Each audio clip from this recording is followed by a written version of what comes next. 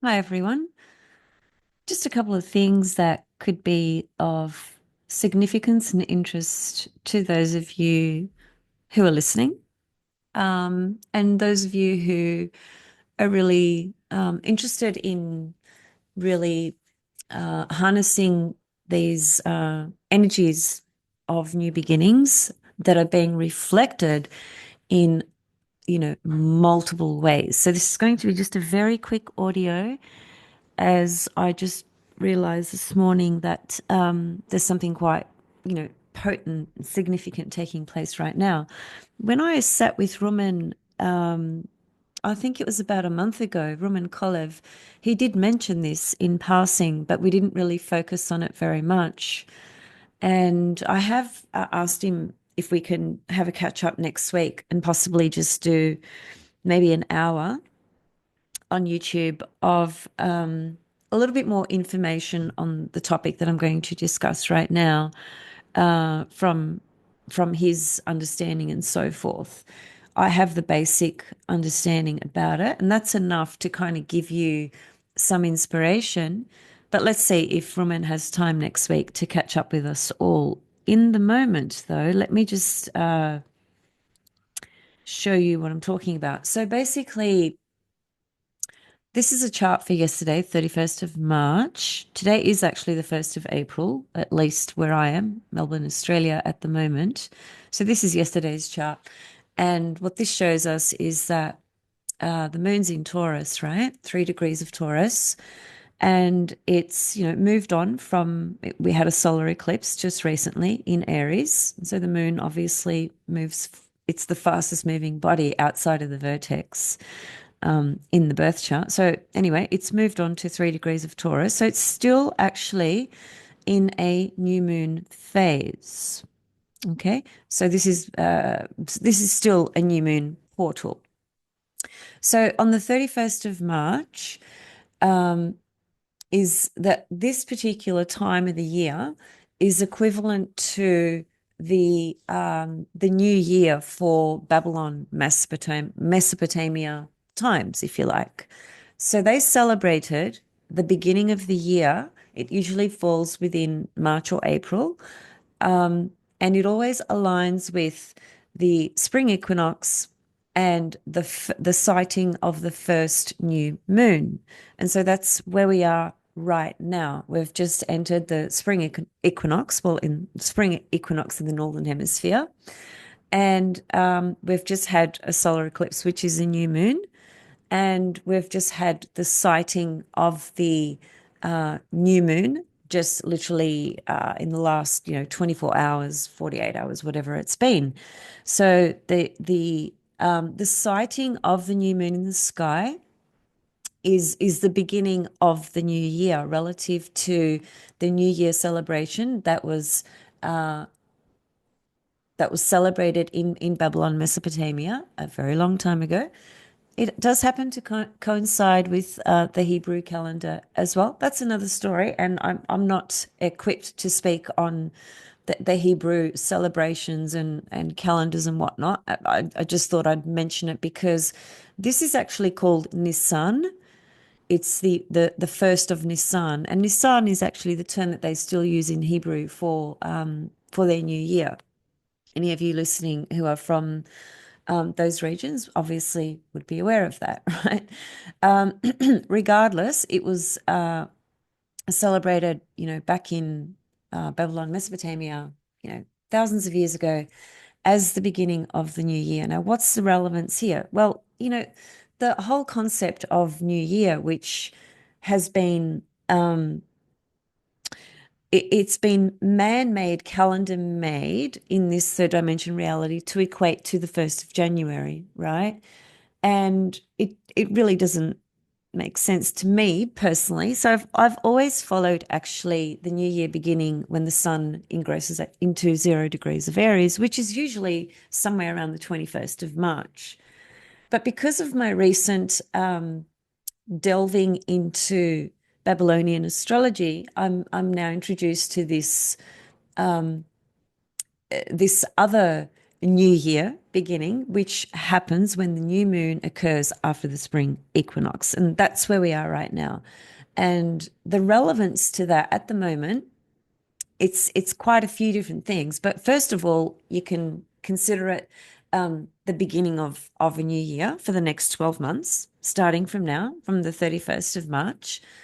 And the next 12 days are supposed to be quite auspicious, quite fortuitous, and very, very significant. And these are considered, holy sort of days, right? Which is where holidays comes from. So, it's a really benevolent or fruitful time to really tune into the abundance of new beginnings, right? Just from the point of view of that this is the start of the new year relative to the calendar that the Babylonians worked with many thousands of years ago. And I think what makes this incredibly poignant, of course, is that at least in the tropical zodiac, Neptune has now entered Aries. The new moon, a solar eclipse, was in Aries as well. The Venus cycle, which is starting a new 8 year cycle, was in Aries as well. So there's just a clear, abundant, pathway of new beginnings literally staring at us in the face, as it were. There's so many possibilities and so many new ways to create new journeys and chapters in our life. And it really is a time of leaving a lot of things behind. And you can look at it from the context of Neptune, having been in Pisces since 2011. Boy, hasn't that been an absolute gosh, I don't even know what word to use to describe it, but really, I think the Neptune in Pisces just dissolved all the illusions, actually, because what it did, it really just brought all the illusions to the surface. It created this, it sort of touched everyone in different ways, but it really did let everyone know, hey, this is what's been going on behind the scenes, and what you've been looking at is pretty much fabricated, is pretty much false, is pretty much exaggerated, is pretty much been, there's been an agenda behind it, et cetera, et cetera, et cetera, right? We all know that story. It's been going on for a while. And so Neptune in Pisces was just disintegrating and dissolving all the BS that had been created for a very long time, actually, because Neptune was at the end of the wheel. So not only is it in Pisces dissolving the illusions, but it's at the end of the wheel. So it's come to a complete end in its own cycle, right? And now it's just started a brand new cycle in Aries, right? So we really are at the precipice of the most extraordinary new beginnings that we've never experienced before. How could we? Because we've never been here before at this time, right? So once again, I say that because, a lot of people will look to, well, when Neptune was last in Aries, and yes, there are some correlations to some pretty dark things that erupted at that time. Some of those things, though, were quite good. They included revolutions and revelations and, things of that nature. But of course, with Aries, there's always the concern that it's, a Mars rule sign, and there's always the concern of conflict and so on and so forth.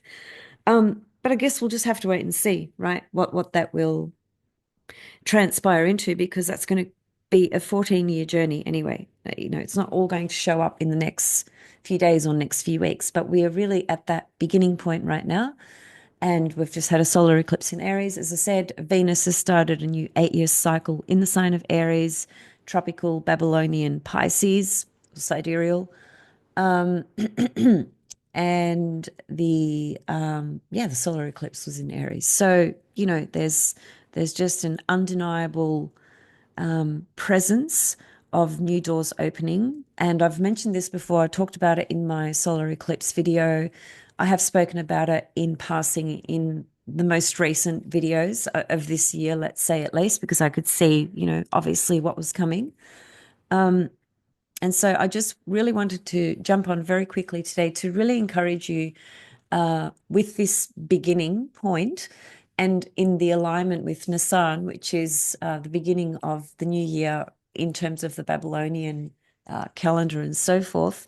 And also and finally, and this is really important, the next 12 days are so important because what we can what seeds we plant at this time in the next 12 days, what we engage with, what we co-create with, what we focus on, what we try to step into, anything, right, that we are placing ourselves into or in conjunction with or in extension of or in connection to, right? And I mean on every single level.